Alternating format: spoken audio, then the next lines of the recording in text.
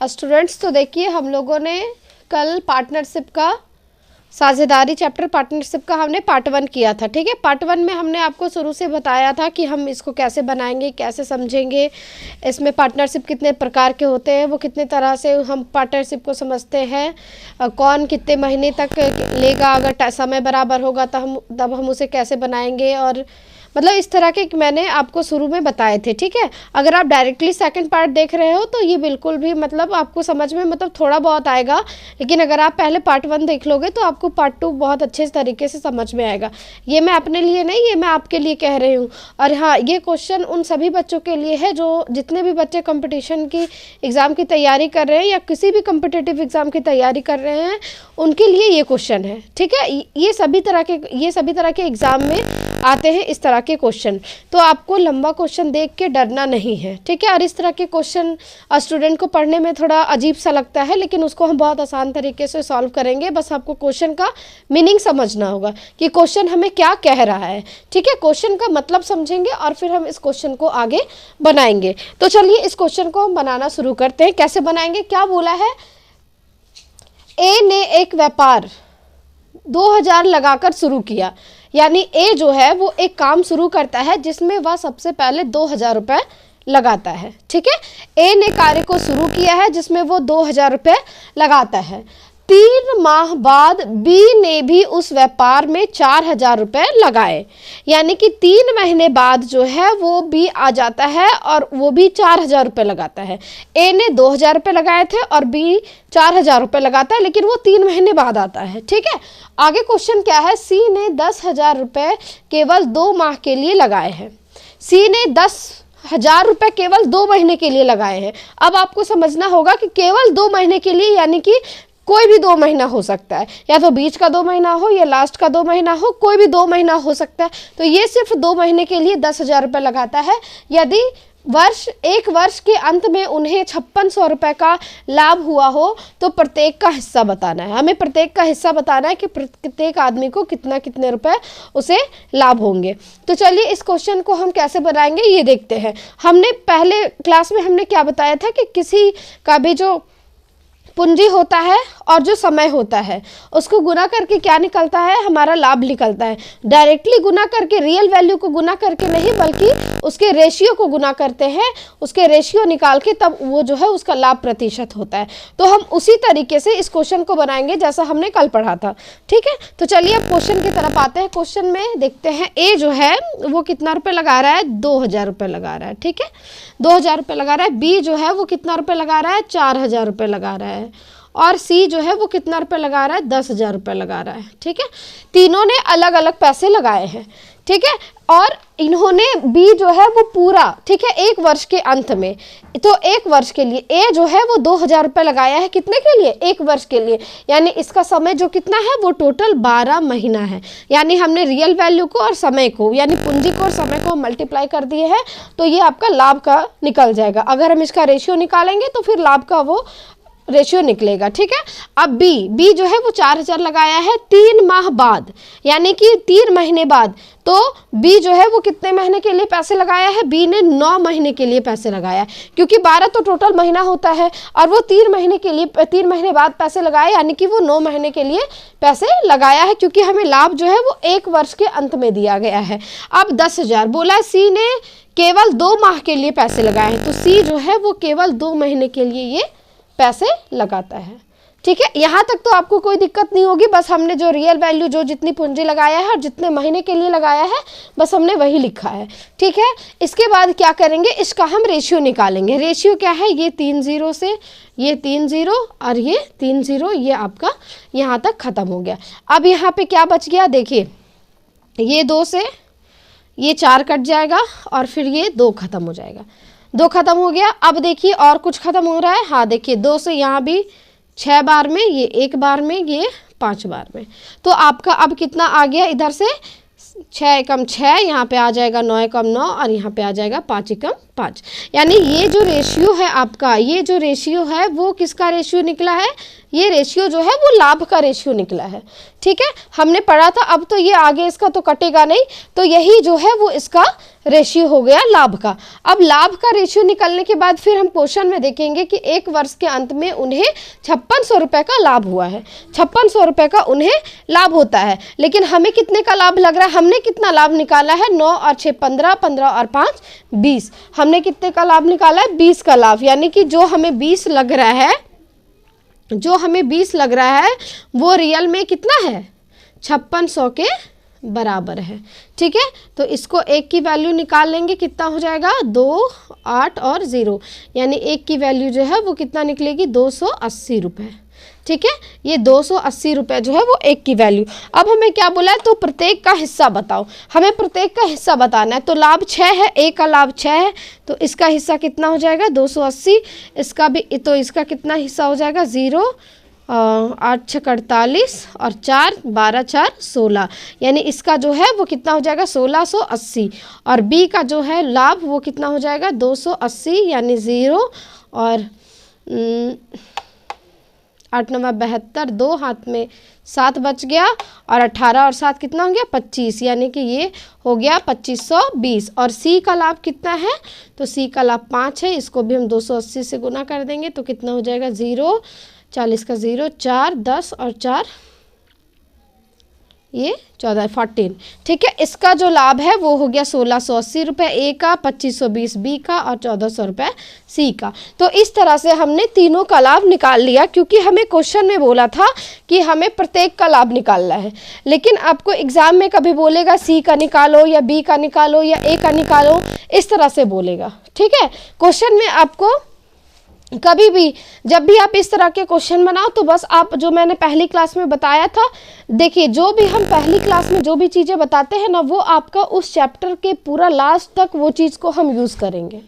ठीक है, उसी चीज़ को हम पूरा, बीच बीच में कुछ नए चीज़ आ जाते हैं जिसे मैं आपको अलग से बताती हूँ, लेकिन जो मैंने स्टार्टिंग में जो बता दिया बस वही मैं उसी प्रोसेस को मैं लास्ट तक लेकर जाऊँगी, ताकि आपको सारा क्वेश्चन में, मतलब अलग अलग क्वेश्चन में आपको अलग अलग तरीका ना पढ़ना पड़े। ठीक है, मैंने आपको फर्स्ट क्लास में बताया था कि इसको हम कैसे, इसका रेशियो हम निकालते हैं। ठीक है, इसका रेशियो कैसे निकालते हैं, किस तरह से इसके फॉर्मूले बनते हैं, मतलब मैंने आपको सारा कुछ बताया था, तो आप प्लीज़ आप पहले उसे जाकर देखिए, तब आपको ये चीज़ ज़्यादा अच्छे से समझ में आएगी। ठीक है, तो चलिए, आप जब भी, मैंने आपको हमेशा, मैं आपसे हमेशा कहती हूँ कि आपसे रिक्वेस्ट है कि आप जब भी पढ़ाई करने बैठो, या जब भी आप कोई भी किसी भी टीचर का आप जब भी क्लास करने बैठो, तो आप अपनी नोट कॉपी और पेन साथ में लेके बैठो, ताकि आप साथ में लिखते जाओ, और तब हम लोग नए क्वेश्चन की तरफ अब आगे बढ़ते हैं। ठीक है, अब इसको आप लिख लेना।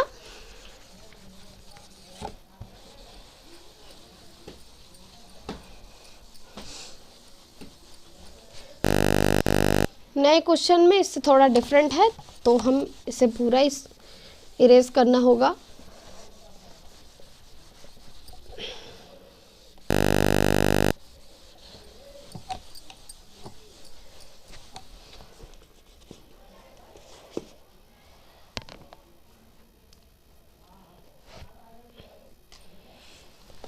क्या है क्वेश्चन हमारा,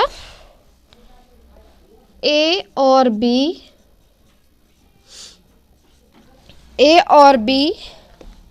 ने 1500 रुपये और 2000 रुपये की राशि के साथ एक व्यवसाय शुरू किया। ठीक है, थोड़ा मैं जल्दी में लिख रही हूँ आपको, शुरू किया। ठीक है, 4 माह बाद सी 2250 रुपये की राशि लगाकर 450 रुपये की राशि लगाकर व्यापार में शामिल हो गया। ठीक है, व्यापार में शामिल हो गया। ठीक है, उसके बाद क्या है, बी इस घटना के 5 माह बाद अपनी राशि निकाल लेता है। ठीक है, अपनी राशि निकाल लेता है। ठीक है, तो 900 रुपये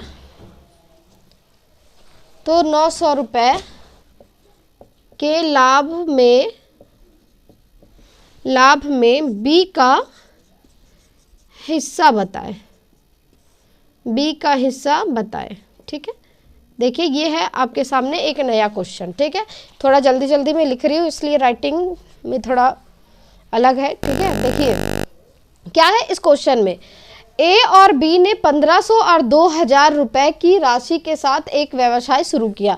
ए और बी ने पहले महीने से ही ए ने 1500 रुपए लगाए हैं और बी ने 2000 रुपए लगाए हैं। ठीक है, 4 माह बाद सी 2250 रुपए की राशि लगाकर व्यापार में शामिल हो गया। 4 महीने बाद जो है वो बी उसमें फिर से सी उसमें शामिल हो गया।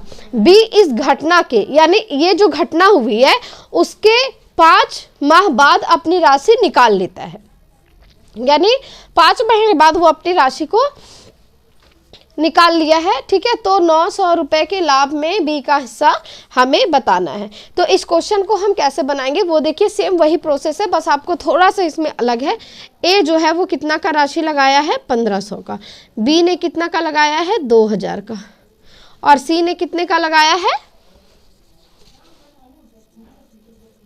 सी ने कितने का लगाया है, तो ये लगाया है 2250 रुपए का। ठीक है, अब देखना यह है कि कौन कितने दिनों के लिए लगाया है। तो ए ने जो है वो कितने दिनों के लिए लगाया है, ए के बारे में कुछ नहीं दिया है, यानी ए ने जो है वो काम को शुरू किया और वो पूरे लास्ट तक रहा है। ठीक है, यानी कि ए जो है वो पूरे 12 महीने तक उसने अपनी पूंजी लगाई है। बी जो है, बी के बारे में क्या बोला है देखिए, 4 माह बाद सी ने इतना रुपए की राशि लगाई, यानी 4 माह बाद, तो बी ने ए और बी के शुरू होने के 4 महीने बाद जो है वो सी अपनी राशि लगाता है, यानी सी जो है वो मात्र सिर्फ 8 महीने के लिए अपनी राशि लगाता है। उसके बाद बोला बी इस घटना के, किस घटना के, इस घटना के, यानी 4 महीने बाद वाला ये जो घटना हुआ है, इस घटना के बाद, इस घटना के 5 माह बाद, यानी कि 4 माह तो वो पहले हो गया, 4 महीने पहले हो गया, और उस घटना के 5 महीने बाद, यानी वो टोटल अपना जो काम है वो कितने महीने अपने पैसा लगाया है, यानी कि 9 महीने।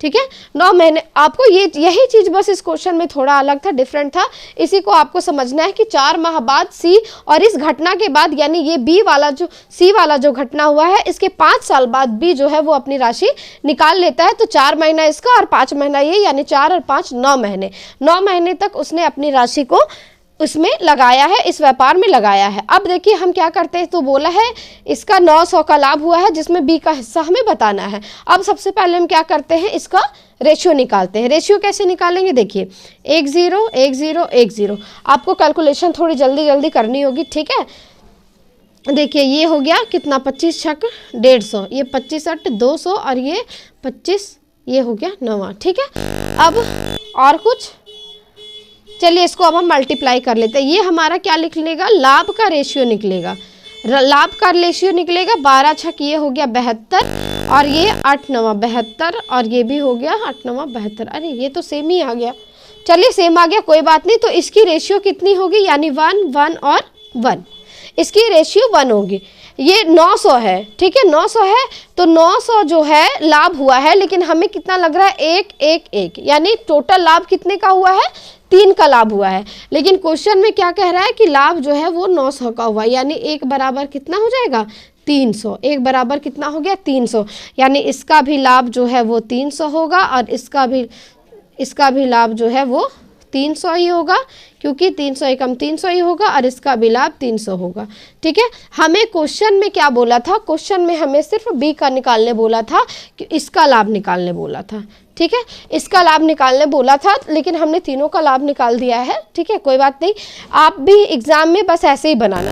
आपको देखिए, आपको ना जैसे आप जब एग्जाम में बैठोगे तो आपको ये क्वेश्चन जो है वो आपको तरीके से क्वेश्चन पढ़ने के बाद तुरंत पता चल जाना चाहिए ये किस तरीके से बनेगा, कैसे मैंने इसको पढ़ा है। तो ये चीज़ कब होगा, जब आप रिविजन करोगे। आप जब रिविजन करोगे तभी आपको ये चीज़ आपका कंटिन्यू रहेगा कि इस क्वेश्चन को हम किस तरीके से बना सकते हैं। अब देखिए, अब यहाँ पे क्या था, 150 था, यहाँ 200, यहाँ 225। अब आप इसे 5 के टेबल से काटने लग जाओगे, फिर तो आपके एग्जाम में कल्याण हो जाएगा। तो आपको जितने बड़े से बड़े टेबल हो सके आपको याद होने चाहिए, और एक नज़र में आपको पता चल जाना चाहिए कि हम इसे किस टेबल से काट सकते हैं। तो आपको ये चीज़ आपको याद रखना होगा। उसमें देखिए, इस एग्ज़ाम के लिए ना आपको स्क्वायर याद होने चाहिए, क्यूब याद होने चाहिए, मल्टी टेबल याद होने चाहिए, और आप एक नज़र में इसको पहचान सको कि ये कौन से टेबल से कटेगा और इसका रेशियो कितना, मतलब कैसे होगा, इसका कैलकुलेशन आपके दिमाग में हमेशा रहना चाहिए। तो ये कैसे होगा, ये सिर्फ आपका मॉक टेस्ट से होगा। मॉक टेस्ट से आप जब लोगे तब आप, अभी तो जैसे अभी आप पढ़ रहे हो ना, तो आपको लग रहा होगा कि हाँ मैंने ये चैप्टर पूरा कंप्लीट कर लिया है, अब मुझे इसका मतलब मुझे याद रहेगा। हाँ, वो चीज़ आपको याद भी रहेगा। आप जब पढ़ोगे आपको 2 दिन 4 दिन 5 दिन तक वो चीज़ आपको याद रहेंगे, लेकिन जैसे जैसे आप नए चैप्टर में जाओगे तो आप पीछे वाला भूलते जाओगे। अगर आपको मेरी बात पे यकीन नहीं है तो आप एक बार टेक्स्ट बुक लगा के देख लेना, और जो टेक्स्ट बुक पे मॉक टेस्ट अपनी लगा रहे होगे, मॉक टेस्ट में आप एक बार देख लेना। अगर आप लगा रहे होगे और आपने बस एक ही बार पढ़ के आप मॉक टेस्ट देने बैठ गए हो, तो आप जरूर ऐसा हुआ होगा कि आप पीछे वाला भूल गए होगे, ठीक है। फिर आपने फटाफट कॉपी पलटा होगा, अरे ये क्वेश्चन तो हमने पढ़ा था लेकिन मैंने रिवीजन नहीं किया, इसलिए आप टेस्ट में भूल गए। तो आपको क्या करना है कि जब आप आगे पढ़ोगे तो आप पीछे वाला भी रिवीजन करते जाए। पीछे वाला रिवीजन करोगे, ये बहुत ज़रूरी होता है रिवीजन करना, ताकि आपको आगे वाला भी याद रहे और आप पीछे वाला भी आपको हमेशा याद रहे। नहीं तो आप पीछे वाला भूल जाओगे, फिर आगे पढ़ने का कोई फ़ायदा नहीं है। और हाँ, जब आपका एग्ज़ाम नज़दीक आ जाएगा, जब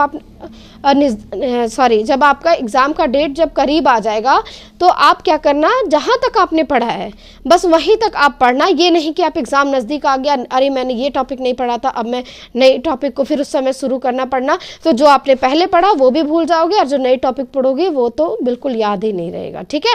तो आपके रिवीजन के लिए बस एक ही चीज़ सबसे अच्छा है कि आप इसे रिवीजन करते रहे, आप मॉक टेस्ट लगाते रहे। मॉक टेस्ट से आपको बहुत हेल्प मिलेगी, बहुत ज़्यादा से ज़्यादा आपको हेल्प मिलेगी मॉक टेस्ट से, ठीक है। तो चलिए, आज के लिए बस इतना ही। कल अब हम आपसे मिलते हैं नेक्स्ट वीडियो में, तब तक के लिए थैंक यू सो मच। अगर आप हमारे चैनल पे नए हो तो प्लीज़ आपसे रिक्वेस्ट है, हमारे चैनल को लाइक, सब्सक्राइब और शेयर करें, ताकि ये जानकारी और भी बच्चों तक पहुंच सके।